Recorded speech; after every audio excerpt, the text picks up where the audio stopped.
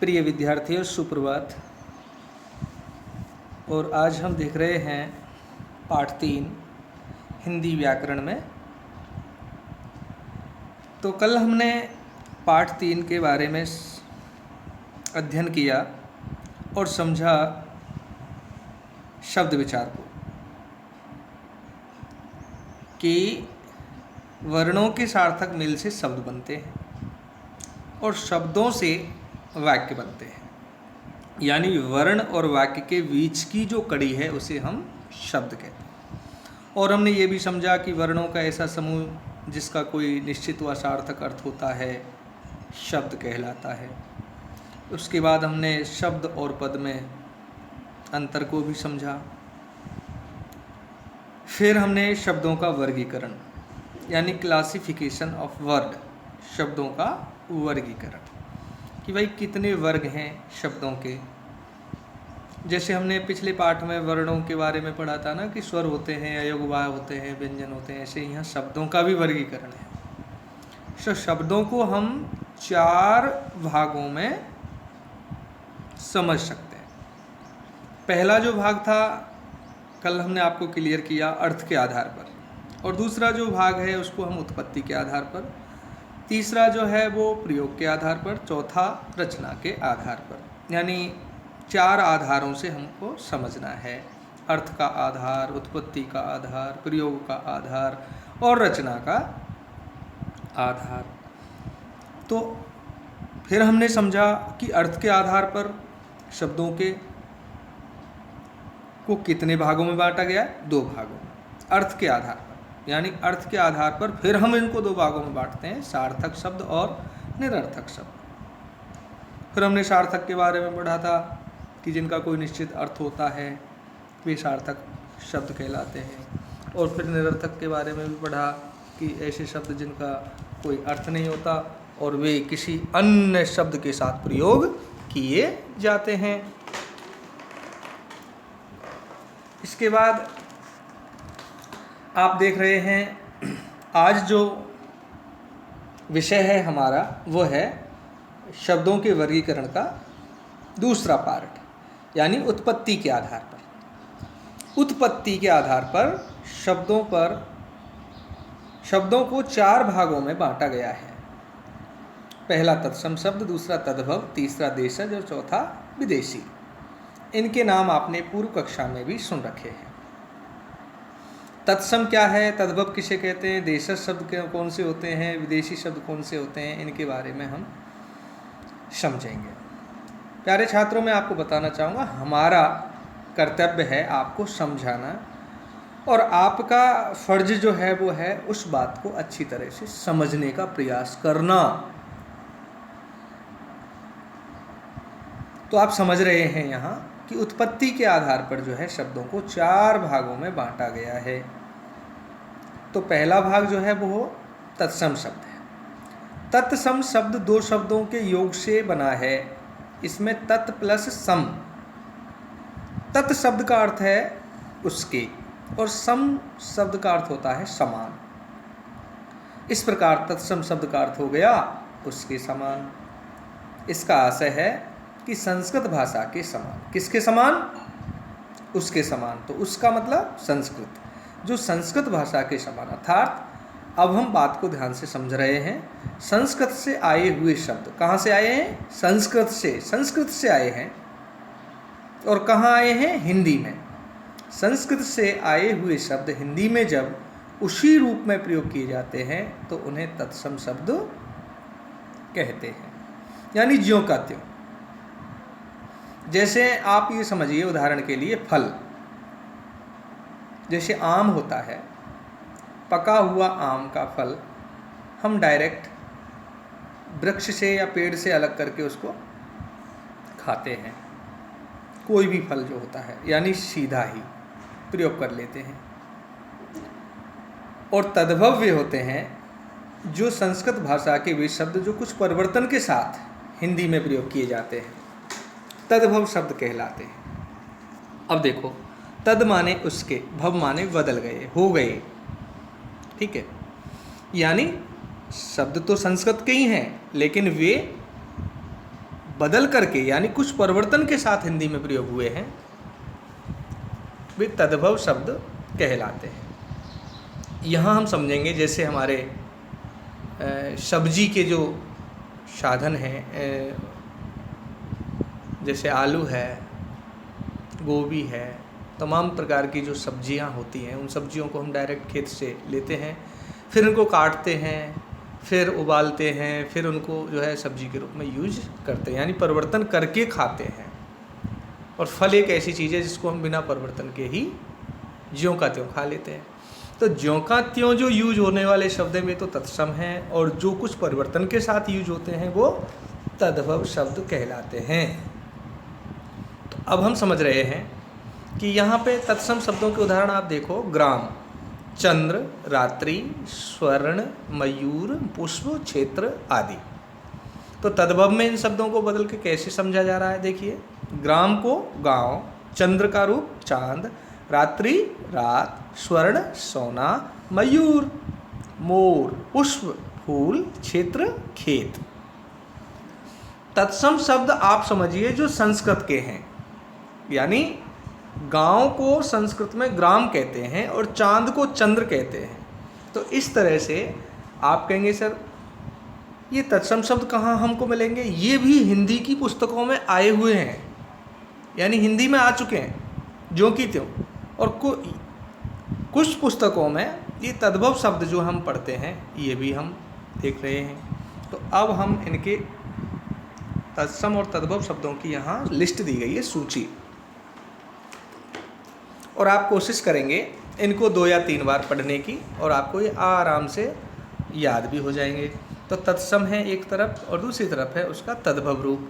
तो कूप, कुआं कहते हैं ना, कूप पूजन हो रहा है, तो कूप का मतलब कुआं पूजन है ना। तो कूप का अर्थ हो गया कूप तत्सम है और तद्भव में उसको कुआं कहते हैं। गर्दभ, गर्दभ संस्कृत का है और तद्भव में गधा।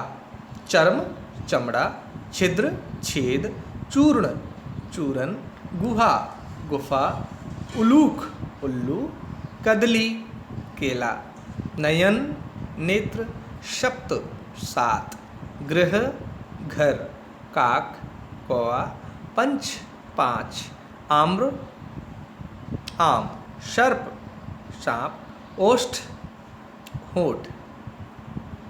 और भी हैं, पेज नंबर 17 पर हम देखेंगे ऊपर, इष्टवा, इष्टवा कहते हैं ईंट को। अर्ध आधा, अश्रु आंसू, अष्टादश 18, अंगुष्ठ अंगूठा, कोकिल कोयल, माता माँ, अग्नि आग, नृत्य नाच, दुग्ध दूध। इस तरह से तत्सम शब्दों से तद्भव शब्द जो बने हैं वो हमने यहाँ पढ़े, और उनको अगर हम 2 या 3 बार अच्छी तरह समझेंगे तो ये हमें याद भी रहेंगे।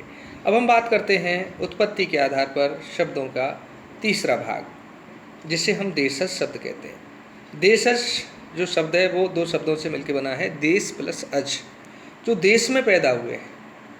देखिए, जो शब्द ना तो तत्सम है और न ही तद्भव, बल्कि हमारे देश की विभिन्न बोलियों से हिंदी में आए हैं, देशज शब्द कहते हैं। जैसे छप्पर, भैया, खिड़की, जूता, खटिया, पगड़ी, चिड़िया, बरगद, शीशम, खुरपा और डिबिया। यानी ये वे शब्द हैं जो बोलियों से, आपने पिछले पाठ में समझा था कि भाषा जो होती है वो विस्तृत क्षेत्र में यानी बड़े क्षेत्र में बोली जाती है, और बोली सीमित क्षेत्र में बोली जाने वाली होती है। दोनों में ही भाव और विचार प्रकट किए जाते हैं। तो मतलब है कि जैसे हरियाणा प्रांत में बोली जाने वाली भाषा हरियाणवी, राजस्थान में बोली जाने वाली राजस्थानी, तो जो क्षेत्रीय भाषा है उसे हम बोली कहते हैं। तो बोली के जो शब्द हैं वे हिंदी में आ गए हैं। जैसे छप्पर है, ये संस्कृत में भी नहीं है और तद्भव में भी नहीं है। भैया जो शब्द है, ये भैया जो बोलते हैं हम लोग, ये नहीं है, संस्कृत में ये शब्द नहीं मिलेगा हमको, इनकी जगह पर दूसरे शब्द हैं, लेकिन ये हमारे क्षेत्रीय भाषा के शब्द हैं और ये शब्द भी हिंदी में आ चुके हैं। तो ये हमारे देशी शब्दों के उदाहरण हैं। अब अगला जो उत्पत्ति के आधार पर जो चौथे प्रकार के शब्द हैं वो विदेशी शब्द माने गए हैं। जो शब्द अंग्रेजी, फारसी, अरबी, तुर्की आदि विदेशी भाषाओं से हिंदी भाषा में आए हैं वो विदेशी शब्द कहलाते हैं, यानी फॉरेन लैंग्वेज से। हम अब एक बात आपको बताना चाहूँगा, हिंदी एक ऐसी भाषा है जो सर्वग्राही है, यानी सबको समाने उसकी क्षमता उसमें है। यानी उसके अंदर अंग्रेजी के भी शब्द आ जाएंगे, फारसी के शब्द भी आएंगे, अरबी के भी हैं, तुर्की के भी हैं। इस तरह से हिंदी के अंदर एक ऐसी विशिष्ट क्षमता है कि उसमें अनेक भाषाओं के शब्द समाये हुए हैं। ठीक है, तो अंग्रेजी भाषा के शब्द देखिए, computer, doctor, television, master, class, station, school. आप देख रहे हैं इन सब का उच्चारण अंग्रेजी की तरह है और ये हिंदी में भी लिखे जाते हैं जो कि त्यों। तो आप इससे आगे देख रहे हैं फारसी शब्द, जो फारसी भाषा के हैं। सरदार, दुकान, लेकिन, शहर, सफ़ेद, ज़मीन, नगर, मजदूर, फौज। अच्छा, ये फारसी भाषा के शब्द हैं। क्या इन शब्दों के स्थान पर हिंदी में अपने शब्द नहीं हैं? हाँ हैं, लेकिन आपको पता है हमारे देश में अंग्रेज़ लोग आए थे तो वो यहाँ 150-200 साल रहे, तो उनकी भाषा भी यहाँ के लोगों ने सीखी और वो हमारे यहाँ पे हिंदी में जो है प्रयोग होने लगी। फिर उसके बाद फारस से भी लोग आए थे, फारसी, तो उनकी भाषा का प्रभाव भी हमारी हिंदी पर आ गया। फिर अरब देश के लोग भी आए थे, है ना, जिन्होंने यहाँ आकर के शासन किया। तो किसी न किसी रूप में यहाँ लोग भारत में विदेशों से आते रहे हैं और यहाँ रहे हैं, तो उनकी भाषा का प्रभाव तो पड़ता ही है। जैसे हम कुछ समय के लिए अपने नानी के घर चले जाते हैं, मानिए नानी का घर उत्तर प्रदेश में है, यूपी में, तो हम वहाँ अगर 1-2 साल पढ़ाई करेंगे रह करके तो वहाँ की भाषा को हम सीख जाते हैं और वे शब्द हमारी ज़बान पर आ जाएंगे, है ना। जैसे हम जोधपुर चले जाते हैं, मेवाड़, उदयपुर, मारवाड़ चले जाते हैं, तो वहाँ की जो क्षेत्रीय भाषा है उसके शब्द हमारे यहाँ हम यूज करना सीख जाते हैं। तो इसी तरह से यहाँ अरबी लोग भी आए थे और उन्होंने भी यहाँ कुछ शब्दों को जो है बोला है और वे हमारे लोगों की ज़बान पर याद हो गए हैं। तो अरबी शब्द हैं जैसे कब्जा, फ़कीर, नगद, अखबार, दौलत, दरवाज़ा, अमीर आदि। तो कुछ तुर्की शब्द भी हैं, कुर्ता, दरोगा, बेगम, तोप, कैंची, सुरमा, चिक आदि। पुर्तगाल से भी हमारे यहाँ पे आए हैं लोग, तो उन्होंने भी यहाँ कुछ शब्द छोड़े हैं, तो उन शब्दों का प्रभाव हिंदी में आया, जैसे साबुन, आलपीन, बाल्टी, पादरी, तिजोरी, तौलिया, फीता आदि। अब ये सब शब्द ऐसे हैं जिनकी मीनिंग आप जानते हैं लगभग। पादरी का अर्थ होता है जो हमारे मंदिरों में पूजा करते हैं उन्हें पुजारी कहते हैं, लेकिन जो चर्च में जो सेवा कार्य करते हैं उन्हें हम पादरी कह सकते हैं। तो देखिए ये विदेशी भाषा के शब्द भी हमारी हिंदी में पाठों में आते हैं। अगली क्लासों में जो आप पाठ पढ़ेंगे, अगली हिंदी में अनेकों पुस्तक आप पढ़ेंगे, अनेक, तो उनमें ये आपको देखने को मिल जाएंगे। अच्छा, चौथा जो भाग है उसे हम विदेशी शब्द के नाम से जानते हैं। तो इस तरह आपने ये उत्पत्ति के आधार पर 4 भाग शब्दों के समझे। पहला भाग तत्सम, दूसरा तद्भव, तीसरा देशज, चौथा विदेशी। अब इसके साथ ही हम शब्दों के वर्गीकरण को फिर देखते हैं। उसमें तीसरा जो आधार है वो प्रयोग के आधार पर, यानी यूज। देखिए, प्रयोग के आधार पर शब्दों को 2 भागों में बांटा गया है, विकारी शब्द और अविकारी शब्द। विकारी शब्द कौन से होते हैं? विकार का अर्थ होता है परिवर्तन। जो शब्द वाक्य में प्रयोग करने पर लिंग, वचन, कारक और काल के आधार पर अपना रूप बदल देते हैं उन्हें विकारी शब्द कहते हैं। यानी विकार का मतलब होता है परिवर्तन, जिसमें लिंग के, वचन के, कारक के आधार पर रूप बदल जाता है, उन्हें हम विकारी शब्द कहते हैं। यानी परिवर्तनशील जो शब्द हैं, जैसे आप ये देख रहे हैं, ये 4 प्रकार के होते हैं। संज्ञा शब्द हैं, सर्वनाम शब्द हैं, विशेषण हैं, क्रिया हैं, यानी इनमें परिवर्तन आता है, बदलाव आता है। ये लिंग के हिसाब से बदल जाते हैं, वचन के हिसाब से बदल जाते हैं, कारक के हिसाब से बदल जाते हैं और काल के हिसाब से भी इनमें बदलाव आता है। जैसे नदी शब्द, नदी से नदियाँ भी बनता है, नदियों भी बनता है, लड़का, लड़के, लड़कों, है ना। सर्वनाम से हमने देखा वह, उसने, उसे, उसको, मैं, मेरा, मेरी। विशेषण से भी अच्छा, अच्छी, अच्छे। वह अच्छा लड़का है, तो लड़का पुल्लिंग है तो पुल्लिंग के लिए अच्छा शब्द लगाएंगे, अच्छी लड़की के लिए लगाएंगे, स्त्रीलिंग के लिए लगाएंगे, यह अच्छी पुस्तक है, ये अच्छी लड़की है, अच्छे, है ना, ये अच्छे कार्य हैं। इस तरह से अच्छा जो शब्द है इसमें बदलाव आ रहा है। जैसे पतला, पतली, पतले। क्रिया में जैसे हम देख रहे हैं गया, गए, जाएंगे, नहाता, नहाती, नहाते। इस प्रकार से ये विकारी शब्द हैं जो अपने रूप को बदल लेते हैं, जिनके रूप में परिवर्तन आता है उन्हें हम विकारी शब्द कहते हैं, विकारी। ठीक है। समझने का मतलब है कि जब हमारे स्वास्थ्य में कोई बीमारी आ जाती है तो हमारे स्वास्थ्य में बदलाव आ जाते हैं, विकार पैदा होता है शरीर में। जैसे किसी को खांसी हो रही है, किसी को जुकाम हो रही है, किसी, आप समझ रहे हैं कि जो बदलाव आते हैं, ठीक है। या फिर दूसरे उदाहरण से हम समझेंगे, जैसे हम जब जन्म लिया था तो हम बहुत छोटे थे, तो शरीर में विकार आ रहा है, हम बड़े हो रहे हैं, लंबाई बढ़ रही है, हमारे शरीर के विकास और वृद्धि होती चली जा रही है, तो विकार आ रहा है। अच्छा साहब, और अविकारी कौन से होते हैं? अब ये विकारी का विलोमार्थी शब्द हो गया, यानी उल्टा, अविकारी। वाक्य में प्रयोग करते समय जिन शब्दों में लिंग, वचन, कारक आदि किसी के कारण भी विकार परिवर्तन नहीं होता, वे अविकारी शब्द कहलाते हैं। बेटा ये समझने की बात है, वे शब्द जो लिंग, वचन, कारक और काल के अनुसार बदलते नहीं हैं, यानी जैसे हैं वैसे ही प्रयोग होते हैं, उन्हें हम अविकारी शब्द कहते हैं। आप समझिए, जैसे आपने पत्थर देखा है, पत्थर गर्मी, सर्दी, बरसात, इन तीनों ऋतुओं में आप देखते हैं उस पर कोई बदलाव नहीं आता, है ना। तो जो बदलता नहीं है वो अविकारी है। ठीक है। जैसे आपका बचपन का नाम है, वो बचपन का नाम आपके वृद्ध जब तक होंगे तब तक वही रहेगा, तो वो अविकारी है ना, जो बदलता नहीं है। आपका रूप नहीं बदलता, आकार बदलता है। तो रूप जो है शरीर का, वो तो आप जैसे हैं, आपकी पहचान जैसी है, वो धीरे धीरे उसमें थोड़ा परिवर्तन आता है, लेकिन स्थायी है ना। और आकार है, आप छोटे हैं फिर बड़े होते चले जाते हैं, तो फिर वो विकारी हो जाता है। तो अब हम देख रहे हैं कि अविकारी जो शब्द हैं वे कौन से होते हैं?